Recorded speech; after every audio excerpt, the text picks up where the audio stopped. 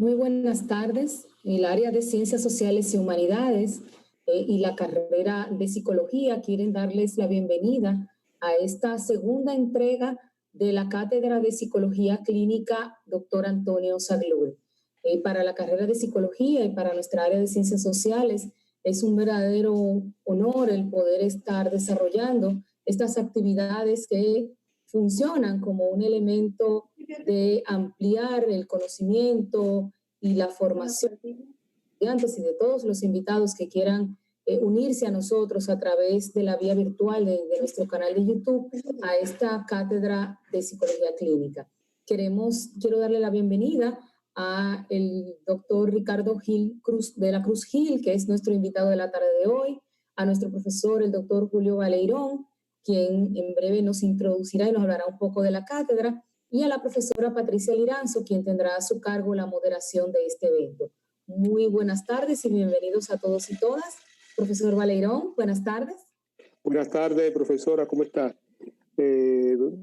Buenas tardes a todos los que nos están escuchando, a los que nos siguen por esta vía. Realmente para el Departamento de Psicología del Instituto Tecnológico de Santo Domingo, dentro del área de Ciencias Sociales y Humanidades, realmente es un gran acontecimiento que podamos darle continuidad al desarrollo de las cátedras magistrales. Recordarle que son 4 cátedras. La cátedra magistral de Psicología Clínica Dr. Antonio Saglur, la cátedra magistral de Psicología Social Martín Baró, la cátedra magistral de Psicología Educativa y Escolar Paulo Freire, y finalmente la cátedra magistral de Psicología General y Metodológica Rubén Farray.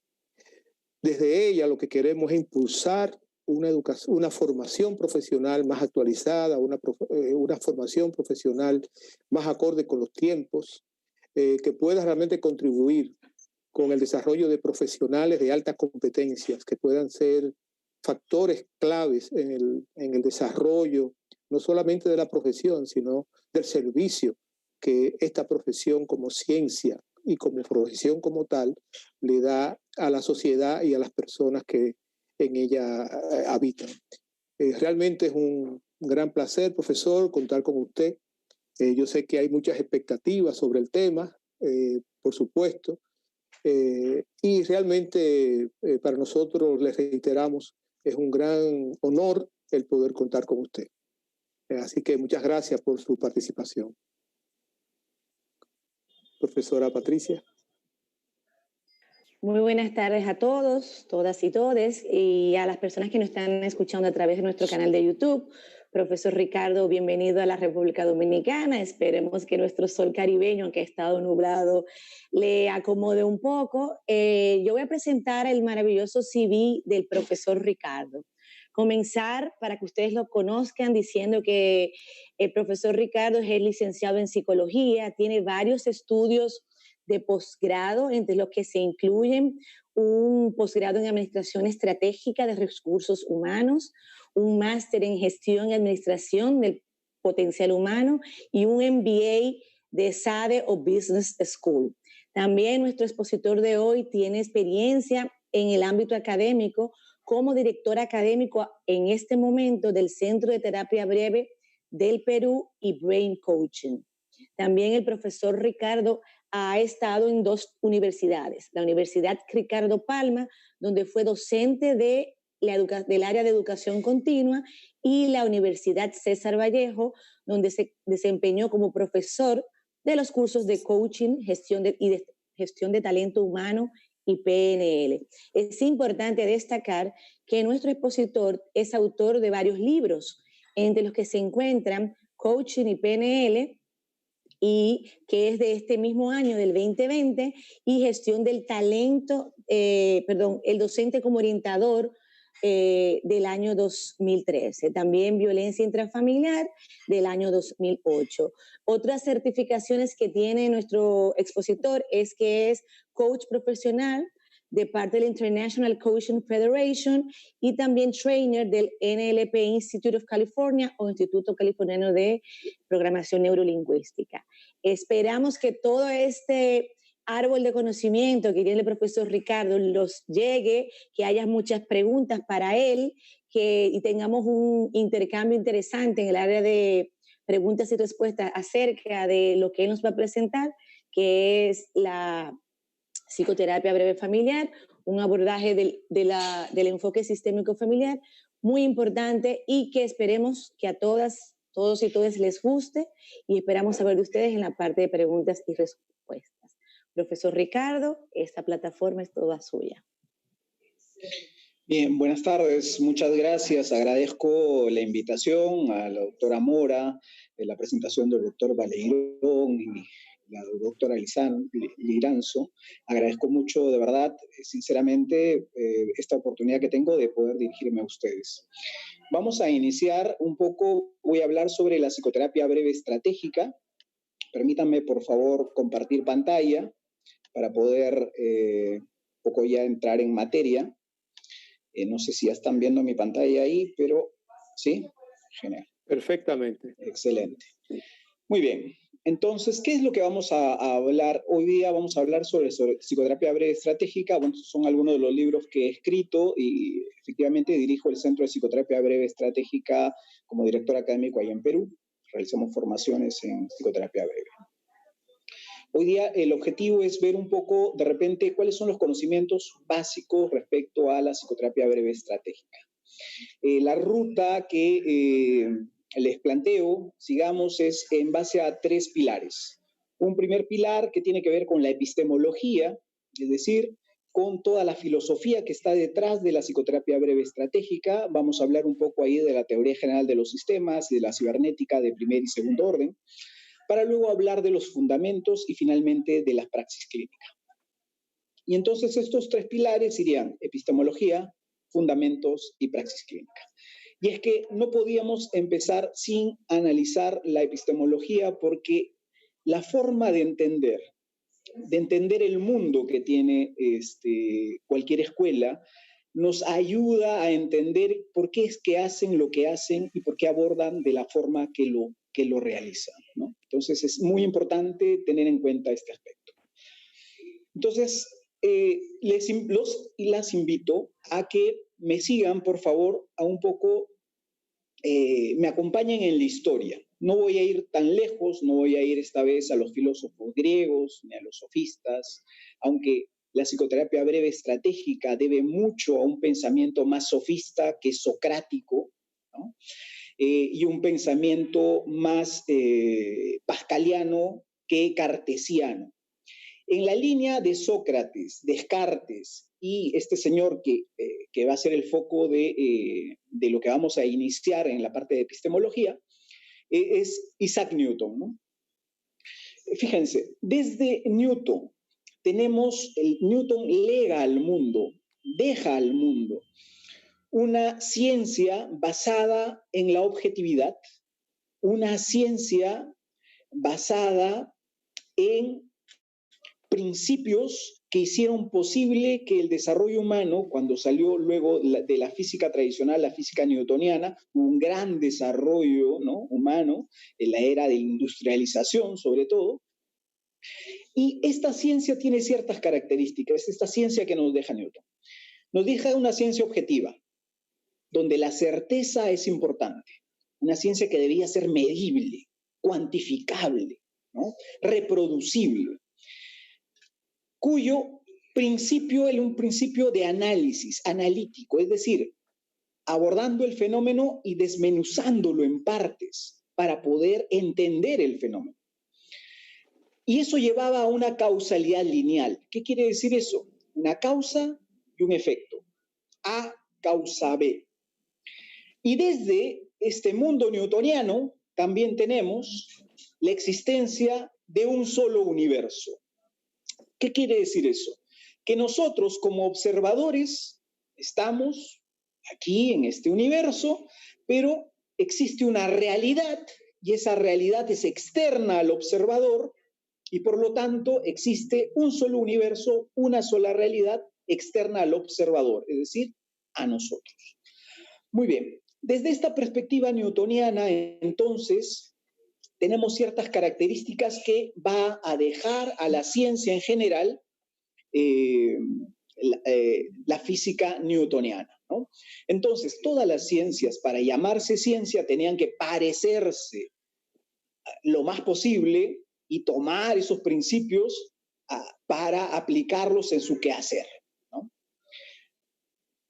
Esta es un poco la causalidad lineal, ¿no? A causa B, B causa C, C causa D. Pero ¿qué ocurre con la ciencia? La propia física empieza a desarrollarse, empieza a dejar de ver el mundo macro para empezar a poner el foco en el mundo micro. Empiezan a dejar de ver los planetas para poner el foco en los átomos. Y cuando eso ocurre, de repente encuentran aquellos físicos que los principios newtonianos que habían servido para el desarrollo de la ciencia no se aplican a nivel cuántico. Esa física del orden, esa física de la predictibilidad, esa física de la causalidad lineal no se aplicaba en el mundo atómico. Y entonces se ponían a pensar, ¿qué es lo que está ocurriendo? ¿Cómo es posible esto? A tal punto que el mismo Einstein dice, no creo que Dios esté jugando a los dados, en alusión específica a esa aleatoriedad de la física cuántica. Y fíjense, desde la física cuántica, además, no solamente no se aplicaban los principios newtonianos, sino que el observador, aquel que en la física newtoniana estaba fuera de la ecuación, porque ese universo existía independiente del observador, en la física cuántica, el observador produce, genera, influye sobre lo observado. Qué increíble. En esta parte de la física cuántica, ese observador es importante en la ecuación, en eso que observa. Y eso lleva a una serie de desarrollos en esa línea. Empiezan los cuestionamientos y el desarrollo de nuevas líneas de pensamiento desde esa física cuántica, de la física del átomo, ¿no? Entonces, esa física más cuántica tenían otras características adicionales. Estamos hablando de que ya no había una certeza al 100%, más bien se hablaba de una aleatoriedad, de algo, de la totalidad, de lo holístico, el observador como creador o co-creador de la realidad y de una causalidad circular. Fíjense, si en el mundo newtoniano teníamos la causalidad lineal que A causa B, en el mundo cuántico teníamos una causalidad más bien circular, donde todo podía ser causa y efecto al mismo tiempo. Y desde esta perspectiva, ya no hablamos de un solo universo, sino de un multiverso. Muy bien, entonces, y esta es la causalidad circular desde esta perspectiva, ¿no? Entonces, eso lleva a que en el año 1928 un célebre biólogo alemán, Ludwig von Bertalanffy, plantee su famosa teoría general de los sistemas. Este señor nos planteaba justamente un cambio de foco, un cambio de lente, basado en eso que estaba surgiendo en la teoría atómica. De dejar de ver y observar los fenómenos, dividiéndolos, aislándolos analíticamente, para entender más bien la totalidad, la interrelación, lo holístico, la ecología, a partir de su teoría general de los sistemas. Pero no solamente eso, sino que adicionalmente este señor, este gran biólogo alemán, Bertalanffy, nos planteaba un cambio de lente, de pasar de lo individual e intrapsíquico a lo interrelacional e interaccional. Entonces, desde esta perspectiva, Bertalanffy ha sido uno de los grandes teóricos que ha ayudado al desarrollo de esta parte del conocimiento y el surgimiento a nivel epistemológico de la teoría general de los sistemas. Otra persona muy importante es Norbert Wiener. Norbert Wiener plantea desde la cibernética, ¿no?, la ciencia del control, plantea pues una serie de principios, ¿no? Tanto la teoría general de los sistemas como la cibernética de Wiener, que luego de la Segunda Guerra Mundial tuvieron auge, estamos hablando de los años fines de los 40, inicios de los 50, dan surgimiento a lo que se ha llamado la primera cibernética, es decir, una cibernética donde hay un observador y está analizando un objeto observado, que puede ser este, por ejemplo, ¿no? Observador analizando. ¿Ok? Entonces, esa era la primera cibernética. Esa primera cibernética dio pie a que surja la terapia familiar, por ejemplo, sistémica, ¿no? Entonces, un cambio de lente, un cambio de foco, de dejar de ver lo individual para ver ya el individuo y su medio, ¿no? Y acá quiero aprovechar en hacer un distingo, una distinción. La terapia breve estratégica, si bien es cierto, surge de este planteamiento epistemológico, no es terapia familiar, porque en la segunda cibernética, cuando empiezan a ver ya no al objeto que estudian, sino una segunda cibernética empieza a hacerse preguntas más en el orden de Maturana, por ejemplo, de autorreflexión sobre el propio observador, sobre cómo hace el observador para percibir.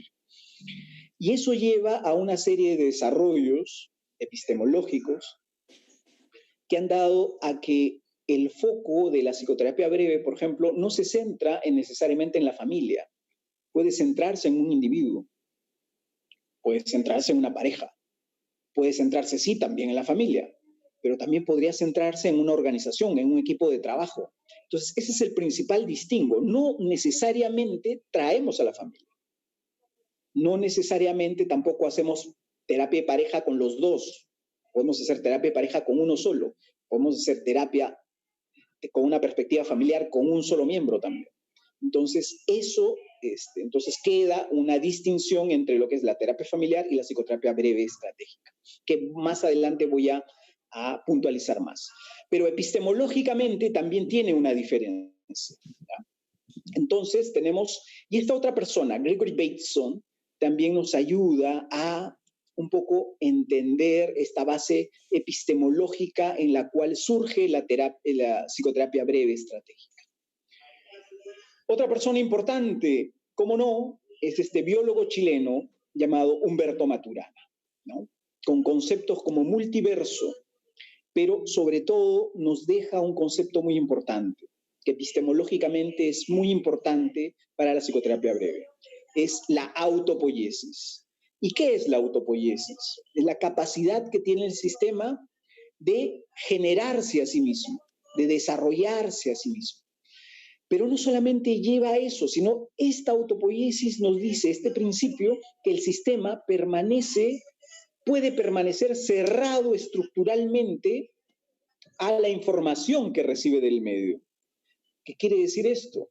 Que este sistema es relativamente autónomo del medio. Las decisiones las toma de forma autónoma, ya que está cerrado a los estímulos del medio. Puede abrirlos y permitir que ingrese la información del medio, como puede que no. Eso lleva a algo importante. Lleva a entender ese concepto de autopoiesis trasladado a la psicoterapia, que desde una perspectiva más newtoniana, el terapeuta tiene poder, llamémoslo así, unidireccional sobre el paciente. Lo que haga el terapeuta hace que el paciente se mueva, lo cumpla. Desde esta perspectiva más de la autopoiesis, quiere decir que no es el terapeuta que está arriba, porque el terapeuta y el paciente, consultante o cliente, como quieran llamarle, están al mismo nivel, ambos co-construyen, ambos se necesitan para generar el cambio. Ya veremos eso un poco más adelante. Pero este principio de autopoiesis ha sido muy importante para entender epistemológicamente la psicoterapia breve. Muy bien. Habiendo hecho un breve recorrido, como un pincelazo, diríamos, sobre los fundamentos epistemológicos de la psicoterapia breve estratégica, voy a permitirme hablar ahora de algunos principios, algunos fundamentos que tiene. Empezando, vamos a definir qué es. Para esto quiero mencionarles que todos estos conocimientos respecto a la psicoterapia breve, quiero hablarles que tenemos un padre de la psicoterapia breve, que es Milton Erickson. Hay un antes y después en la psicoterapia desde esta perspectiva, y lo recalco, en Milton Erickson. Entonces, Erickson, todo el proceso, la forma de interpretar, de hacer, de qué hacer en respecto a la psicoterapia, viene de Erickson. Entonces hay un MRI en California, ¿no? Palo Alto, California, que toma los conocimientos de Erickson, ¿no? Obviamente también el MRI, que era un centro top en los años 50, ¿no? Tenía sus propios desarrollos, como el tema de la comunicación humana, la esquizofrenia, etc., ¿no? Entonces, a esos modelos propios del MRI le sumaron los principios, la forma de hacer psicoterapia de Milton Erickson, ¿no? Uno de esas personas fundamentales en el MRI es ese señor Paul Watzlawick. Y voy a leer un poco lo que él nos menciona. Dice, los problemas tan complicados, largos y dolorosos no requieren necesariamente soluciones complicadas, largas y dolorosas. ¿Ya? ¿Qué quiere decir esto? Nos decía, y hay que entender también algo que surge del MRI, es que la lógica que genera el problema, hasta el problema y su lógica, lo que ha generado esto y que ha construido esto, es distinto a la lógica de la solución. No es lo mismo la lógica del problema y la lógica de la solución. ¿Qué quiere decir esto? Y esto es un principio importante. Que puedes ir por la solución y desarrollar a partir de la solución el cambio, sin necesariamente tener que ir a entender la complejidad del problema. Ese es uno de los principios que se aplican en psicoterapia breve, ¿no? Hacen una distinción entre la lógica del problema y la lógica de la solución. Okay. A esto que nos decía Paul Watzlawick, quiero permitirme leer también a Hal Haley.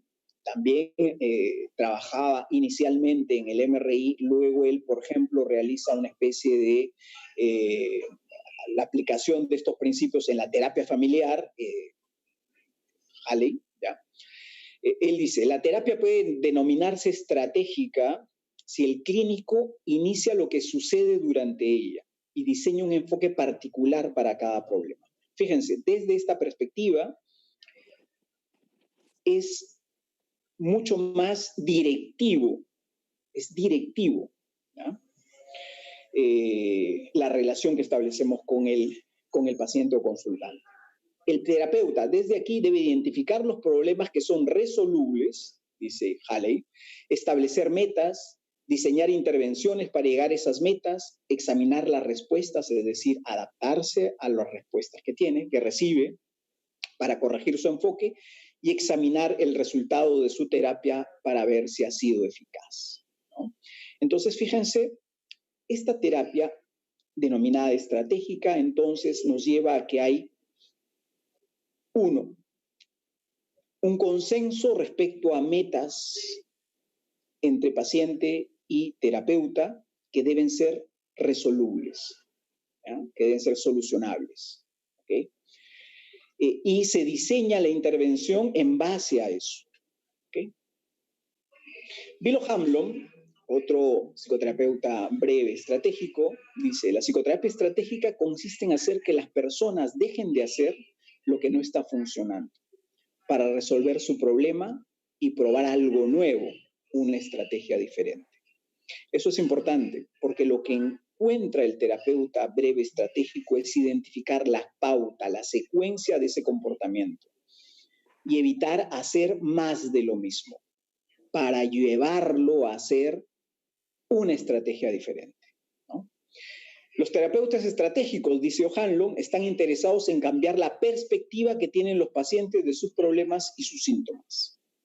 Fíjense, y algo que hace la psicoterapia estratégica es centrarse en dos focos: la parte interaccional relacionada con el problema y la parte, llamémosle, cognitiva, perceptiva, que tiene que ver con ese modelo, con esa construcción, con esa epistemología que tiene ese paciente respecto de sí o del síntoma o de su relación con los demás. Entonces son dos perspectivas: la interaccional, y interviene sobre ella para hacer una estrategia de menos de lo mismo, y la otra, el cambio de lente, el cambio de foco, el cambio epistemológico en ese observador que lleva a que haga esto.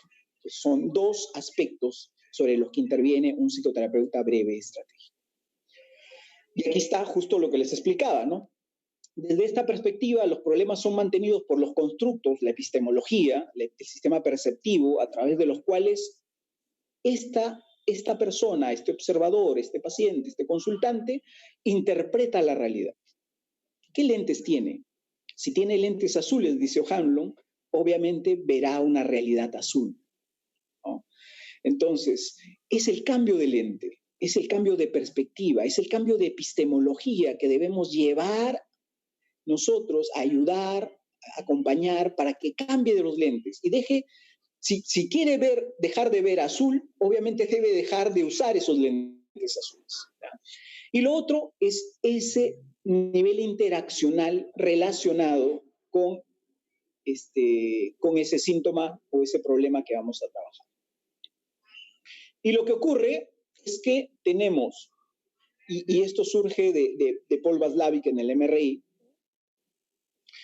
tenemos problema y solución intentada. Algo que encuentra Watzlawick y su equipo es que, paradójicamente, lo que hacen los pacientes o clientes o consultantes es que en ese intento de solucionar el problema realizan una serie de acciones, de comportamientos, que lo que hacen, lejos de solucionar, es agravar el problema. Es como si le echaran más leña al fuego, ¿no?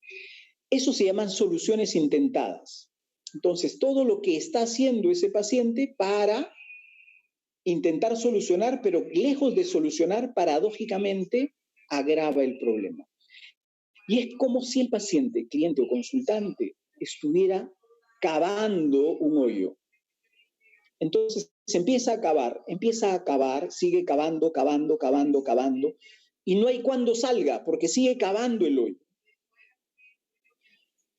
Y ahí está. Sigue cavando el hoyo, o sea, intenta solucionarlo, pero lo único que hace es, paradójicamente, seguir cavando el hoyo. Llega un momento en que no puede salir del hoyo. Y lo único que puede hacer para salir del hoyo es lo que dice Warren Buffett. Si quieres salir de un hoyo, deja de cavar. Y eso es algo que hace la psicoterapia breve. Identificar qué es lo que hace esa persona para seguir cavando el hoyo, para pedirle que deje de cavar el hoyo y llevarlo a que haga otra cosa adicional.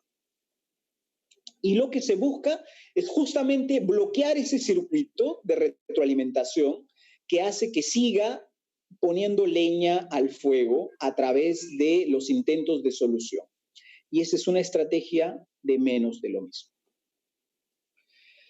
Quiero comentarles luego, entonces, en el MRI surge Paul Watzlawick, que esto influye sobre distintas formas de hacer psicoterapia breve estratégica, hay distintas formas, y una de ellas, un discípulo en los años fines de los 80 e inicios de los 90, visita Palo Alto, California, y es formado con Paul Watzlawick principalmente, es Giorgio Nardone. Giorgio Nardone es un psicólogo italiano que junto con Paul Watzlawick crean el Instituto de Arezzo en Italia. ¿Qué es lo que hace? Giorgio Nardone tiene una gran relevancia en esta parte de la historia de la psicoterapia breve estratégica. Y vamos a verlo, y quiero compartir un poco, de repente, cuáles son los aportes que ha tenido, ¿no? Que crea este centro en Italia, en Arezzo. Y quiero compartir un estudio longitudinal que realizaron en el Instituto de Arezzo. El MRI entonces empieza a desarrollarse, pero luego a declinar hasta que actualmente está cerrado. Y actualmente tenemos, si hay un instituto que es top en estos aspectos, es el Instituto de Arezzo, ¿no? Entonces, durante 10 años, y el estudio termina en el 2004, atendiendo 3.640 casos distintos, que vamos a ver alguna estadística, y acá está la referencia, si quieren buscarla, ¿no? Briefstraat, de Nardone y Watzlawick. Tenemos las siguientes conclusiones. Entonces, 3.640 casos, un estudio longitudinal que duró 10 años. La media de atención de esos casos fueron 7 sesiones. 7 sesiones para esos casos. ¿De qué eran esos casos? El 91% tuvo eficacia en trastornos sexuales. 91% de eficacia en trastornos sexuales. Dificultad en la erección, eyaculación precoz, vaginismo, trastornos del deseo, etc. Un 82% de eficacia en depresión, ¿no? 82% de eficacia en depresión en todas sus formas.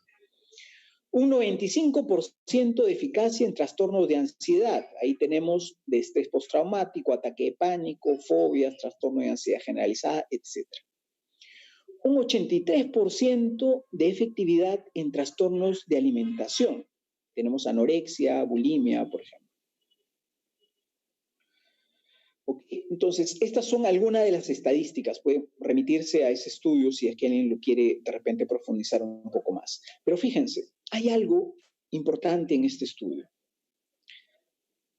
Todos los resultados, esas 7 sesiones de media, de promedio que hubo con estos distintos casos, más de 3.600 casos durante 10 años, fueron realizados sin tratamiento farmacológico.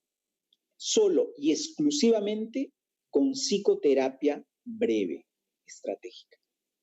Y eso quiero resaltarlo, porque es a partir de Giorgio Nardone y de este estudio que surge una nueva línea en la psicoterapia breve estratégica.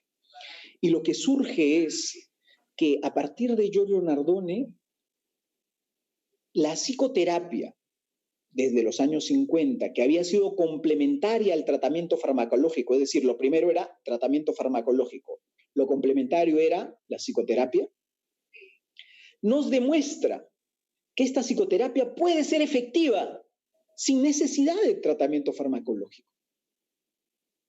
Y puede ser no solamente efectiva, sino eficaz, eficiente. Puede tener no necesariamente 800 sesiones, como eran en los 50, la psicoterapia, 700 sesiones, sino puede tener una media de pocas sesiones, en un rango de 7 en promedio, ¿no? Podrían ser algunas más, en algunos casos algunas menos.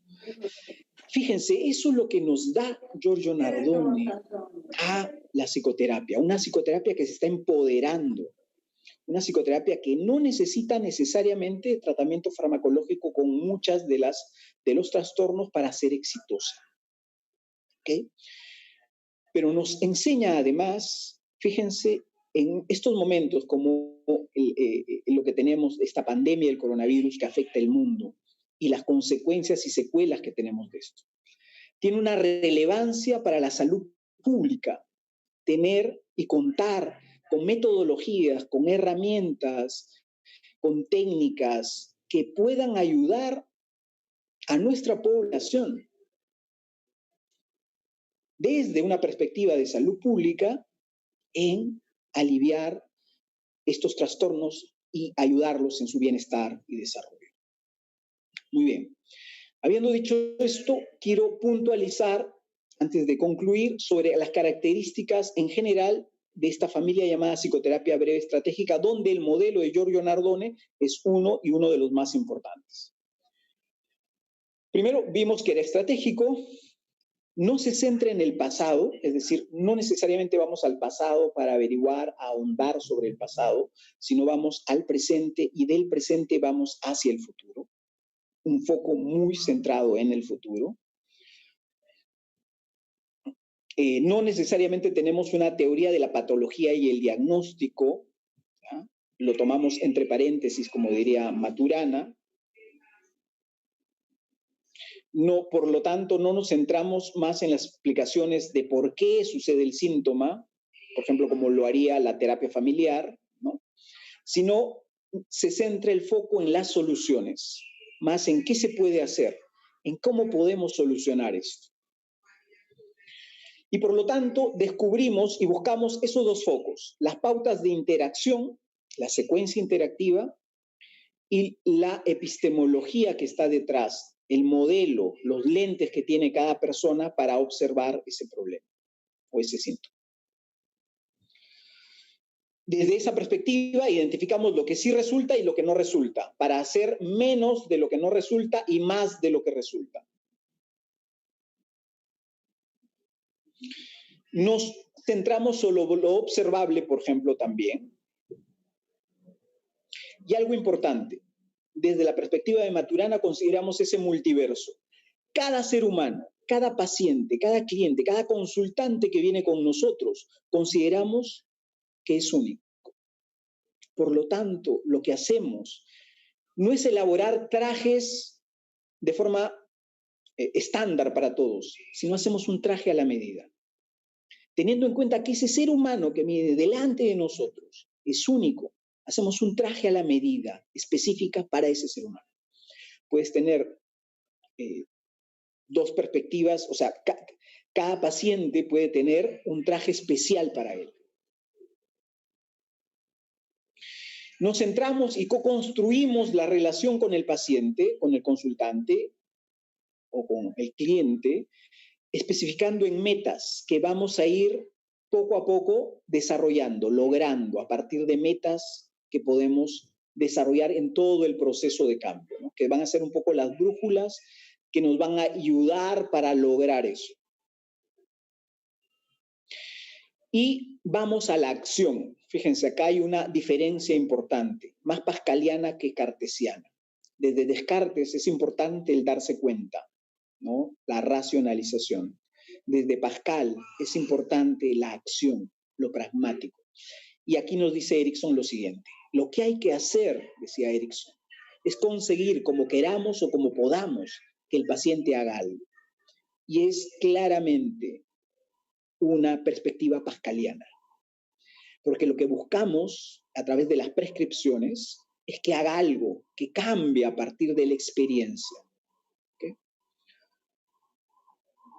Y eso nos diferencia de lo que les mencionaba, ¿no? No buscamos desarrollar el insight o la toma de conciencia como factor curativo. Consideramos que primero viene la acción, la experimentación, la emoción, y luego viene la parte más comprensiva. Okay, algunos de toda esta familia que conforman la psicoterapia breve estratégica, ¿no? Y acá tenemos al medio a Giorgio Nardone, que es el modelo en este momento de repente más desarrollado. Entonces, algo importante, la cooperación del paciente. Fíjense, no hablamos en términos de resistencia del paciente, porque el término de resistencia, cuando hablamos de resistencia del paciente, nos lleva a una metáfora del enfrentamiento. Paciente, terapeuta y paciente se enfrentan y entonces el terapeuta gana, sale victorioso. Por lo tanto, el paciente se resiste a perder. En esa perspectiva más tradicional es un ganar-perder. Gana el terapeuta si logra vencer al cliente. En esta perspectiva es un ganar-ganar, porque ambos, terapeuta y paciente, co-construimos, cooperamos a partir de la cooperación de esa realidad terapéutica. Tenemos la presuposición que el cambio es inevitable y empezamos el cambio a partir de un pequeño cambio. Si el problema es del tamaño de un elefante, lo que hacemos es trozarlo para no comer. No podemos comer el elefante de un solo bocado. Lo trozamos para ir comiéndolo de a poquitos, metafóricamente hablando. Consideramos que los pacientes cuentan con todos los recursos para el cambio. Es una perspectiva más ericksoniana. Algo importante que decía, la lógica del problema es distinta a la lógica de la solución, por lo tanto, no necesariamente tengo que ahondar profundamente en el problema para comprenderlo del todo, porque puedo generar el cambio a partir de un conocimiento de repente más básico del problema y sí centrarme en la solución. El paciente y el terapeuta fijan los objetivos terapéuticos, y la terapia es una co-construcción de ambos. Es entender al otro, comprender su cosmovisión del mundo y a partir de eso elaborar el traje a la medida que él o ella necesita para el cambio. Hablamos también que no existe una flexibilidad terapéutica, no existe una sola forma, existen múltiples soluciones. Un problema puede tener múltiples soluciones y por lo tanto somos flexibles para entender esas múltiples soluciones. Y finalmente, decirle que es importante, desde una perspectiva de Maturana, en esta perspectiva de la psicoterapia breve, el ser humano. El ser humano es muy importante. Y basamos la terapia, la intervención, desde el respeto por el otro, desde la legitimación del otro, desde el acuerdo con el otro y desde el amor por el otro. Bien, muchas gracias.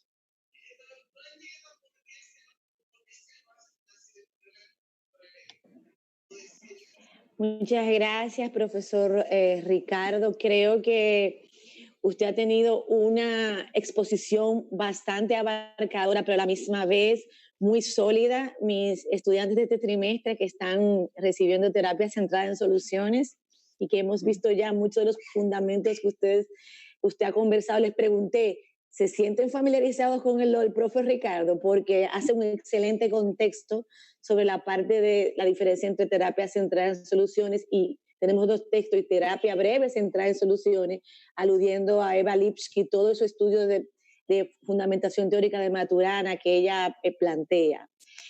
Queremos saber si a nivel del canal de YouTube hay preguntas para poder entonces que usted, profe Ricardo, amplíe y llenar las posibles comentarios o cuestionantes que tengan las personas que nos han escuchado. Así que denme un momentico para yo ver el canal de YouTube a ver si hay alguna pregunta.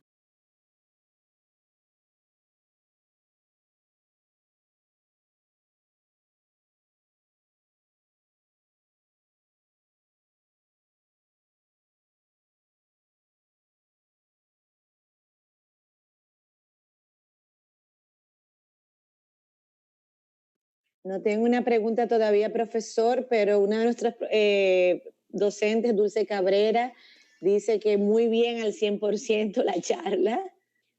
Déjame ver si hay alguien más de los participantes que quiere hacer algún comentario. Patricia. Sí, profe. Cuando yo escucho al profesor,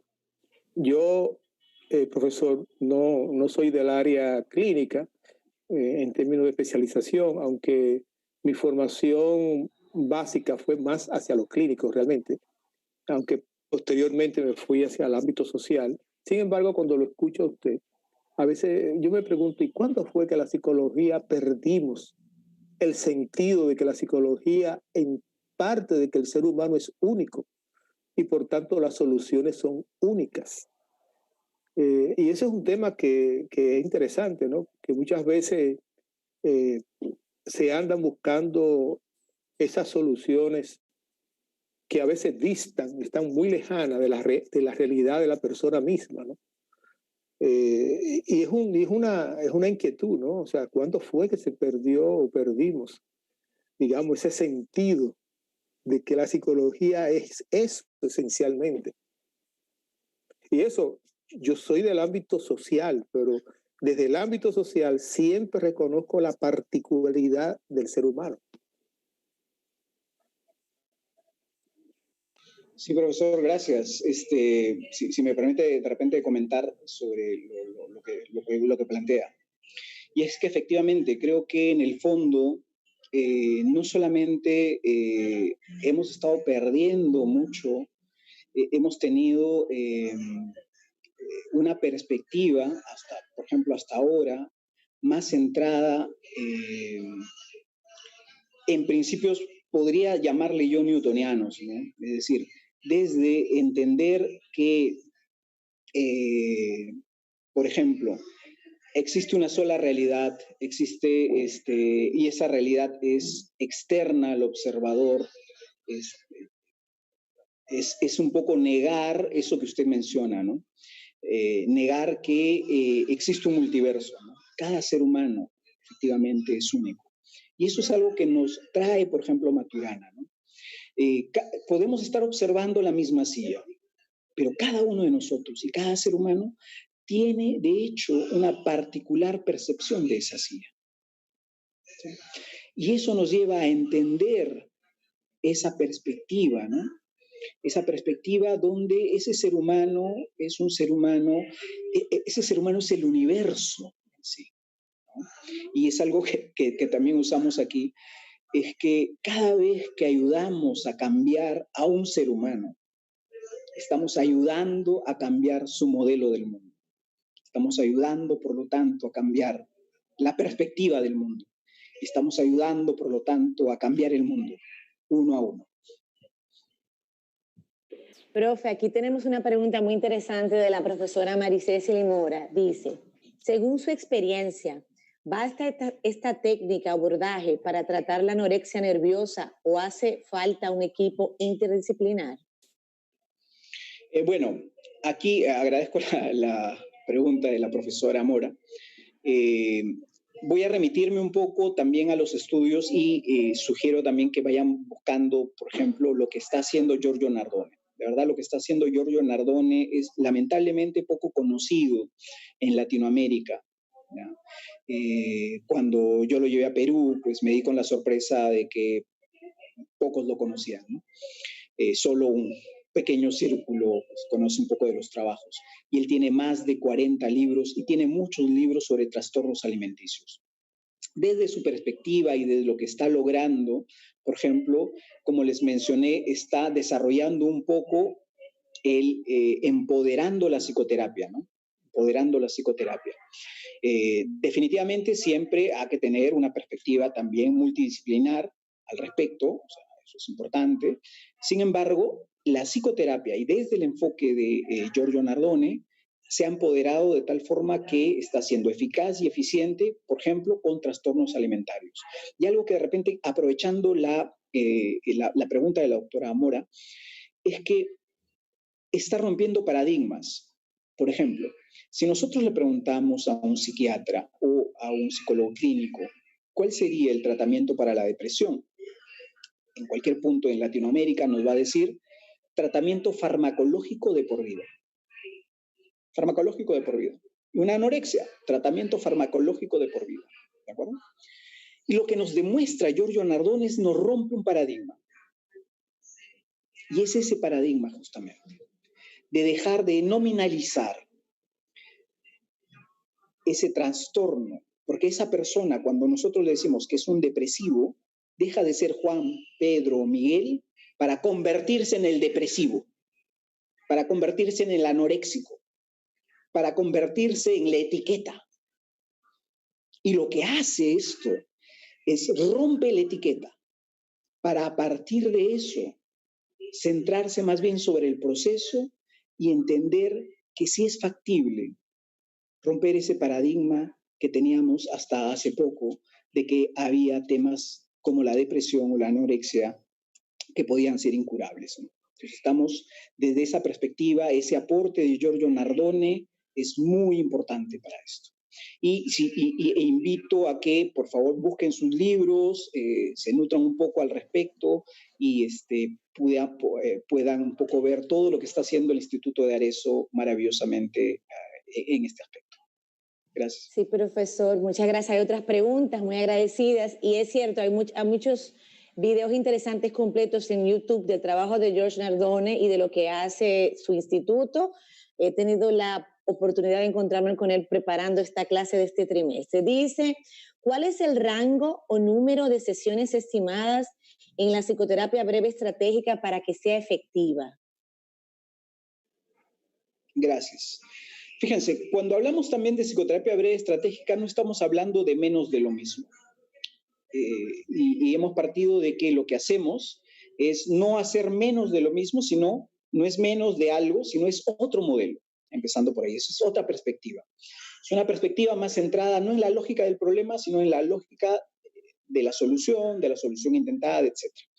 Desde ahí va a variar también justamente de ese multiverso. En promedio, según este estudio que tenemos de Giorgio Nardone, tenemos 7 sesiones, pero en algunos podría ser 8, en otros podría ser 12, en otros podría alcanzar 15, pero justamente va a depender del tamaño del saco o del terno o del vestido que le vamos a hacer a ese paciente.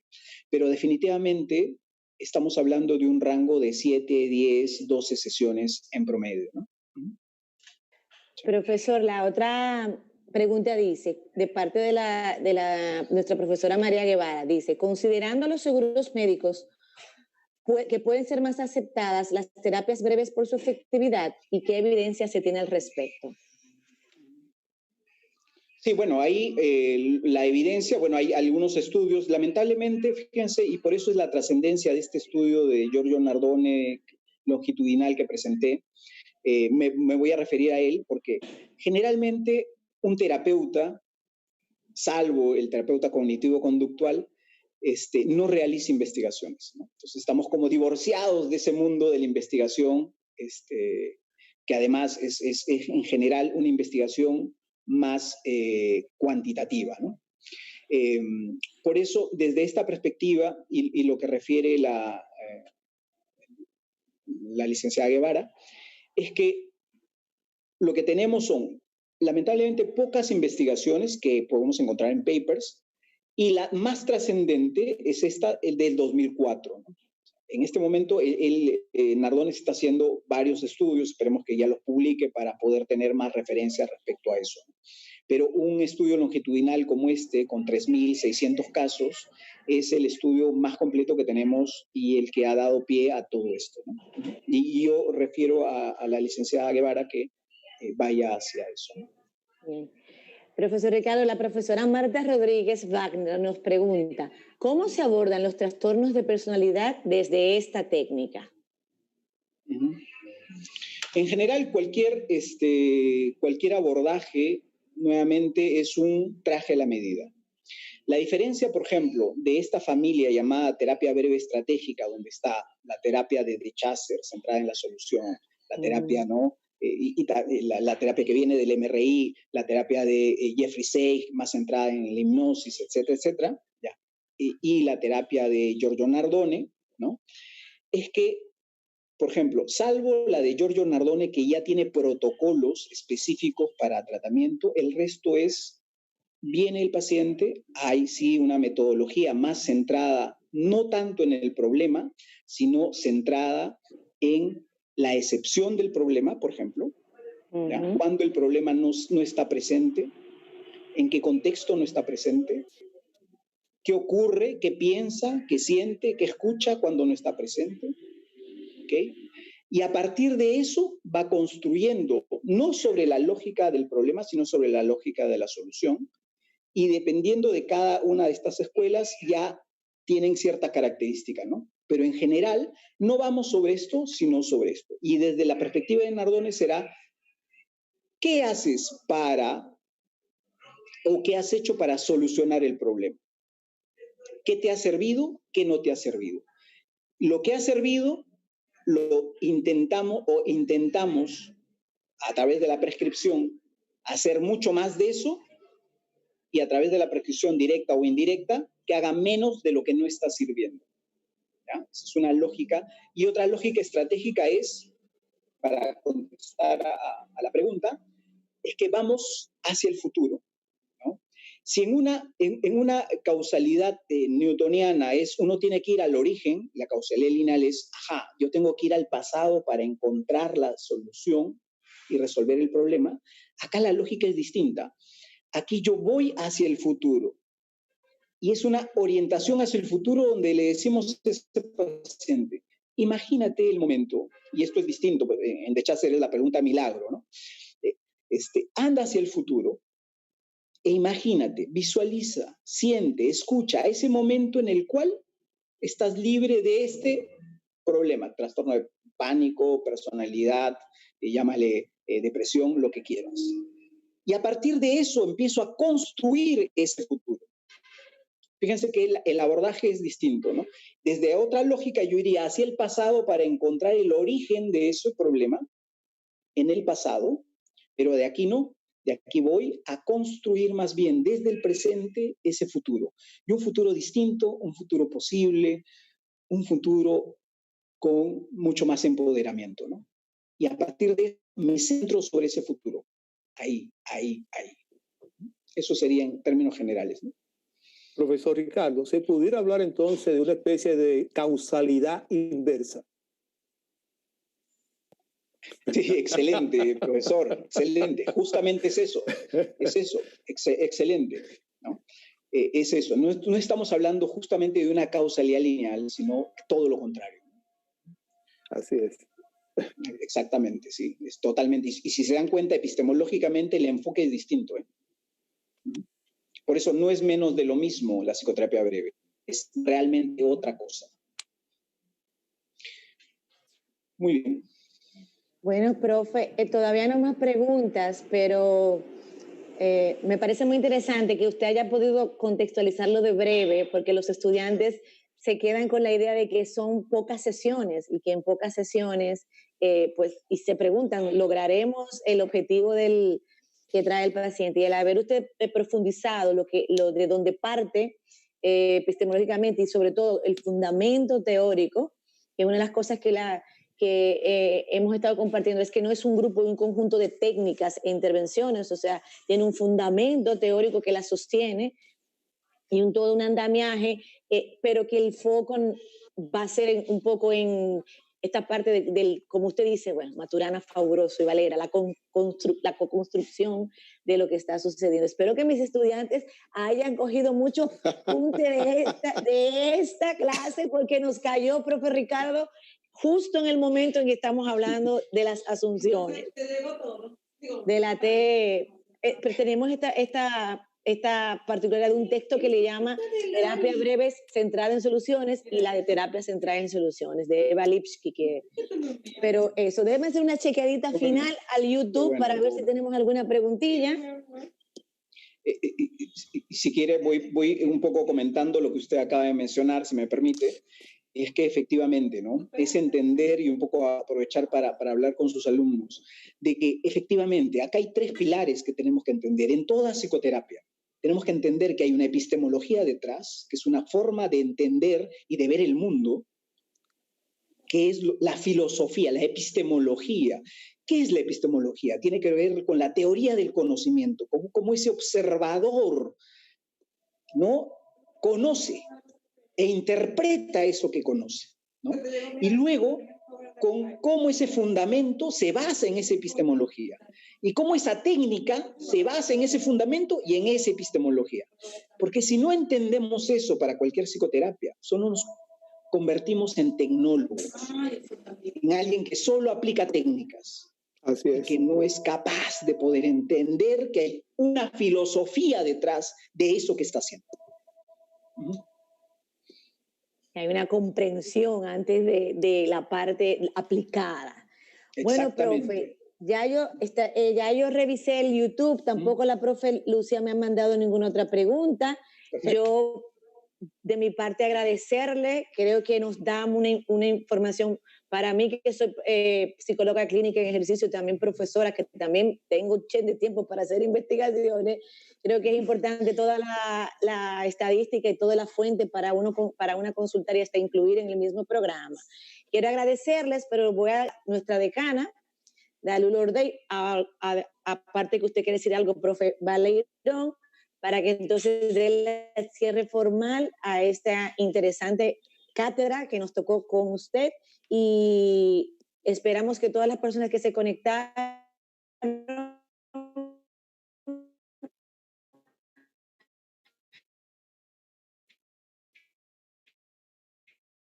que hay bastante en YouTube para el que le gusta más lo audiovisual. Profe Leo, no sé si usted quiere decir algo antes de pasarle la palabra a nuestra decana. No, que yo creo que esto, lo que ha pasado esta tarde, como pasó la vez anterior, es una demostración de lo que son estas cátedras. Es colocarlo en temas esenciales y actuales de la psicología. Y gracias, profesor, por la sencillez, pero al mismo tiempo la profundidad con que usted nos ha planteado el tema. Gracias, muy amables. Profe. Sí, bueno, pues yo creo que solamente me queda agradecerle. Le tomo la palabra al profesor Valerón. Yo creo que nosotros hemos ido en aumento, cada vez se ponen mejor las ponencias y las participaciones de la cátedra. O sea que tenemos cada vez un reto mayor de poder llevar ese contenido de calidad a nuestros estudiantes, a los profesionales que se conectan con nosotros, y de profundizar y despertar esa espinita en los estudiantes, de seguir buscando, de seguir formándose, de ir más allá de lo que sucede en nuestras aulas, que es, yo creo que al final lo que todos queremos sembrar en los estudiantes. Agradecerle infinitamente al profesor Ricardo su participación, súper fácil, explícito, pero a la vez con ese gran nivel de profundidad en cada uno de los conceptos expuestos. Al profesor Julio Leonardo Valerón, quien pues es uno de nuestros íconos de nuestra área de ciencias sociales y de nuestra carrera de psicología. A la profesora Patricia Liranzo, muchísimas gracias por conducir este evento, y a todos estén pendientes a nuestra próxima cátedra abierta, que será creo que ya para el próximo año, pero que va a seguir siendo con igual o mayor calidad de lo que ya hemos hecho hasta el día de hoy. Así que feliz tarde para todos y nos vemos en la próxima cátedra abierta. Bueno, muchas gracias. Agradezco a la doctora Ordey, al profesor Valerón y a la profesora Liranzo